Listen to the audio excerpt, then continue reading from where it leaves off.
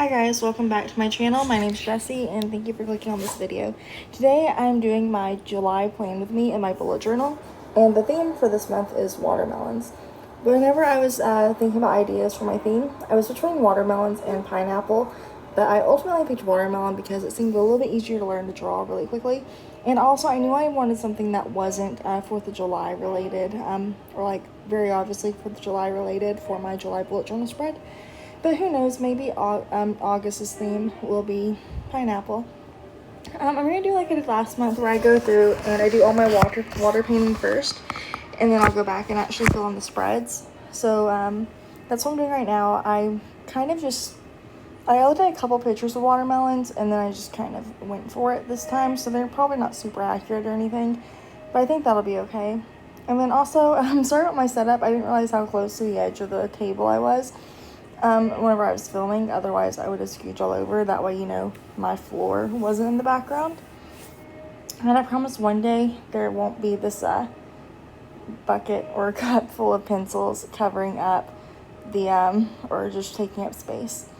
But anyways, I really don't have a lot to talk about right now, I guess. Or I guess I do. Well, Rowan's recovering really well from his cleft palate repair.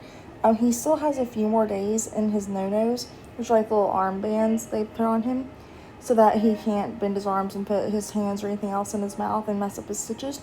And like he has a few more days at the time I'm filming it, or at the time that I'm recording the audio.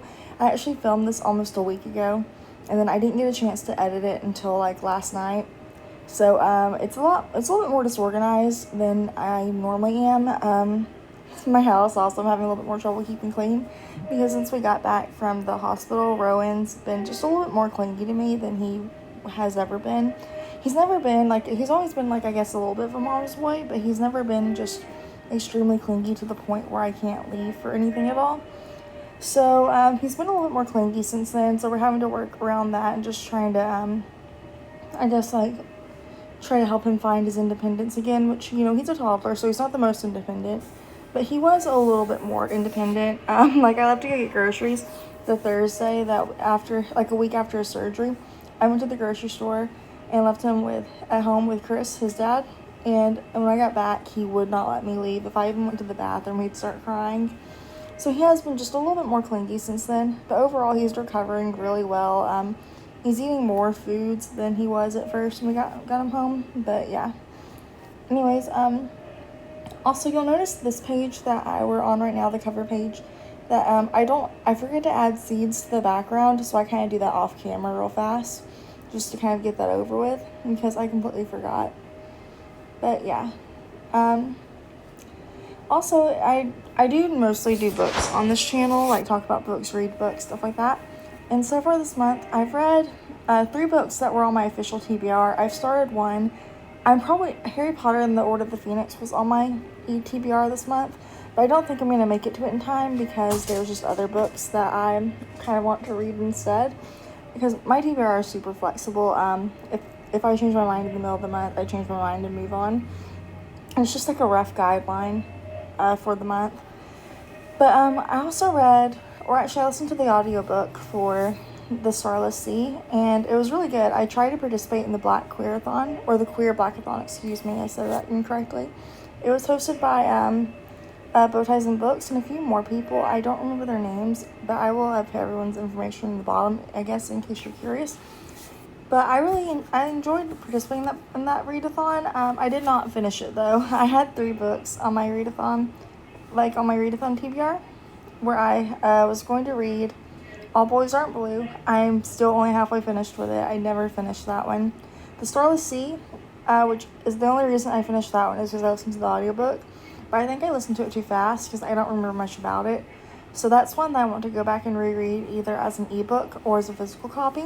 And I'm trying to decide if I should go ahead and put it on my library's hold list for the ebook, because there's currently, at the time I last checked, there was a 10-week wait. So I think by that time I should be ready to read it. But also, since it's such a big book, I feel like I'd feel more comfortable reading a physical copy. I was also supposed to start An Unkindness of Ghost, but I never actually started that one, and I don't know if I'm going to get to it this month, so I'm probably going to just keep it on my Goodreads TBR, and hopefully I'll get to it soon, because the idea is really interesting, and apparently a lot of people read it during the Black the Queer Blackathon, as well as I guess just in general this month. And everyone seems to have really good reviews on it, so I really want to read it at some point. But at the moment, I haven't gotten to it yet. Right now, I'm like in the middle of 2 books. The first is All Boys Aren't Blue, which I've told you about, by George M. Johnson. And that's such an interesting book. I kind of want to go back and like reread it and like I'm only halfway through, but I'm already making plans to go back and reread it. And I kind of want to just like annotate it, I guess, which I never really do. So I kind of want to do that to that book and like, just kind of actually study it, not just read it, but really study it and focus on it and the lessons in it. But like it's already so interesting to see my privilege in it, I guess. And then I also started Happy and You Know It, which I'm guessing is going to end up being some type of mystery or thriller, which I wasn't quite expecting whenever I got it. So I'm not quite sure how I feel about that one yet. I'm not very far into that one, but because I started it, I would like to try to finish it this month. So I have at least 2 more books to finish, and then I like to try to read something else this month. I'm between reading A Burning or The Vanishing Half. The Vanishing Half is by Britt Bennett. I do not remember the author's name for A Burning off the top of my head. But I think I'd like to read one of those 2 books this month as well, or both if I somehow like the reading bug hits me again. But yeah, and right now I'm just going through adding little seeds to my calendar page, which you'll kind of see. You can probably see the pencil marks right now.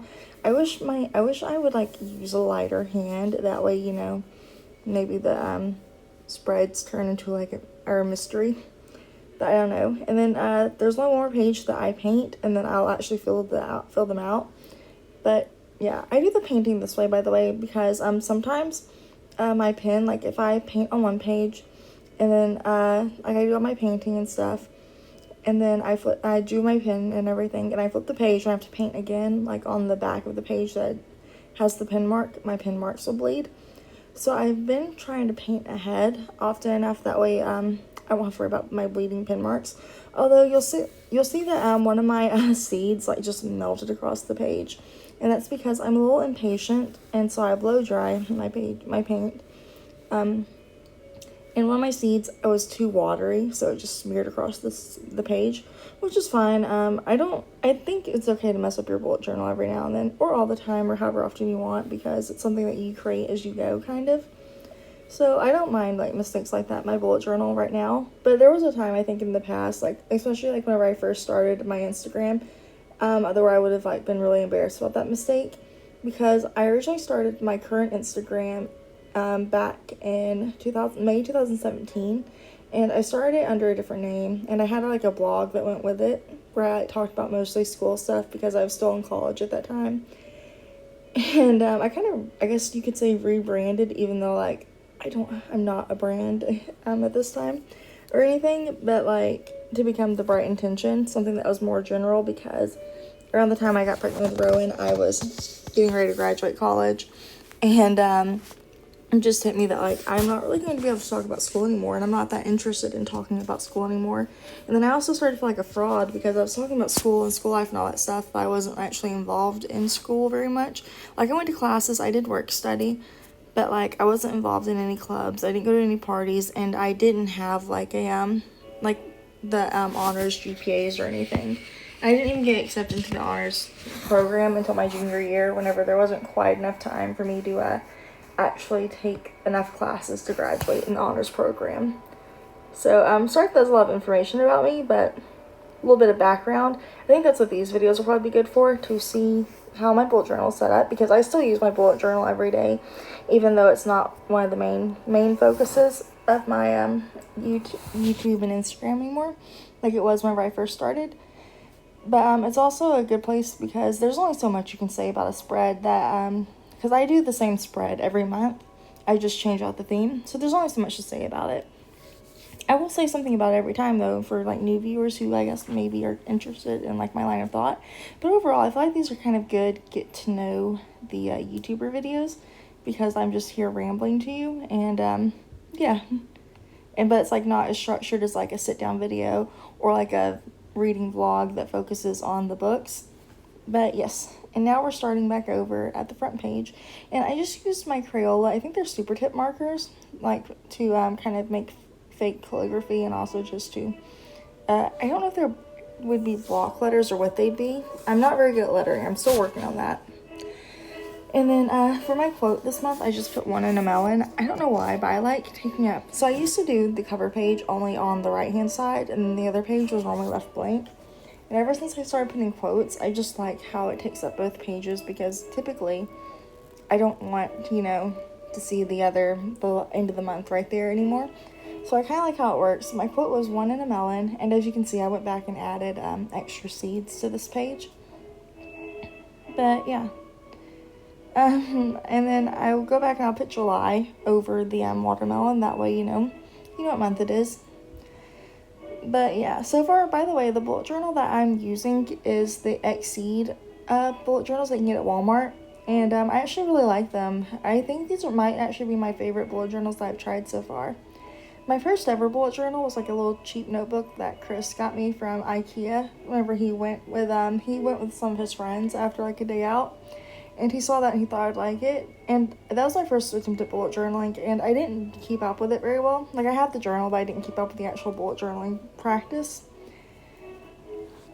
But, yeah, and then next book I used was what was it? It was really popular. It's like the Leuchtturm, but it's not the Leuchtturm, it's the other one. I can't remember the name of it right now.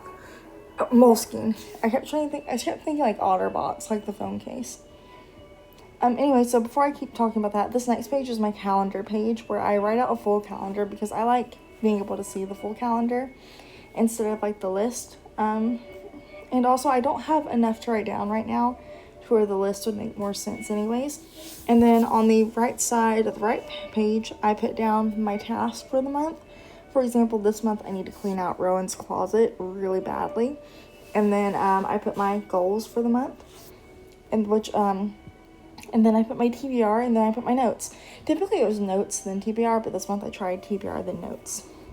Anyways, back to the previously used bullet journals I've used rant. So anyways, like I was saying, the second bullet journal I used that I actually completed was the Moleskine, and it was okay. It wasn't dot grid, it was just plain paper, but it just ghosted really, really badly with just about anything. Most stuff would just show through, and the pages were so thin, so I've made sure to avoid that brand. I didn't like it very much. And then the next brand I used was I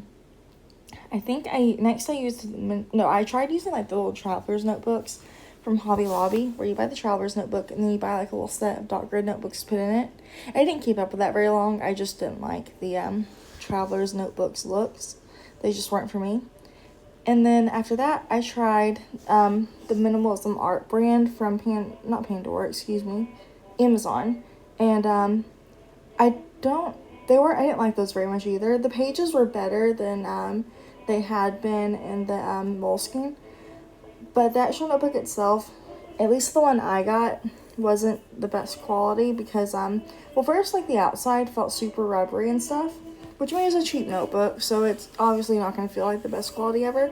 But the outside, I remember just feeling really rubbery, and my strap broke after about 2-3 months into it. And most of my bullet journals typically last between 6 to 8 months. And then after that, I tried a Leuchtturm notebook. I bought it myself for Christmas in 2018, and I really liked it. That's a lie. I didn't dislike it. I didn't hate it, but it was kind of like the Moleskine, where it was just the pages were a little too thin. The actual outside of the notebook I really liked. I liked the way it felt and everything, but the pages were way too thin. I had way too many issues with ghosting and everything.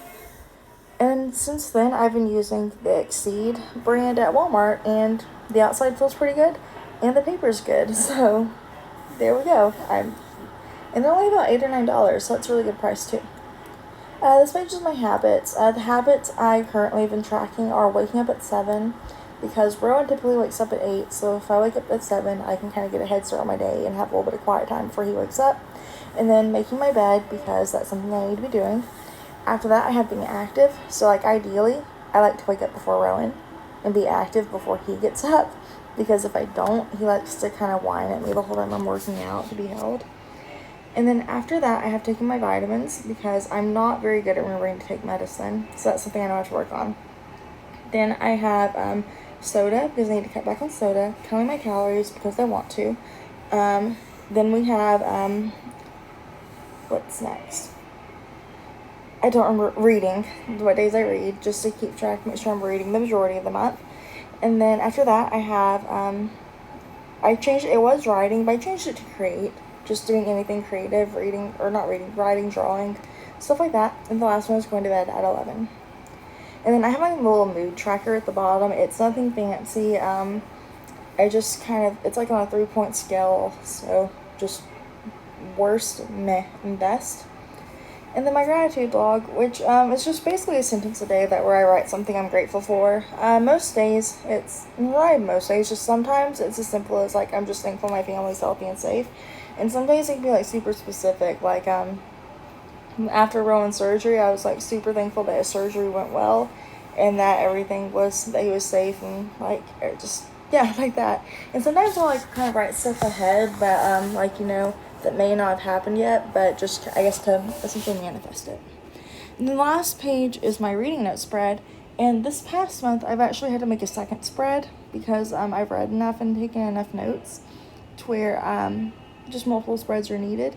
And I've been liking this. It helps me kind of keep up with books and like make sure I'm processing everything, because or sometimes I think of questions and then I forget about them later, and just kind of help me. I don't know. This isn't really a necessary page. I just like it. I like to include. Anyways, thank you so much for watching this video, and I will talk to you guys next week in my next video. Alright, bye guys.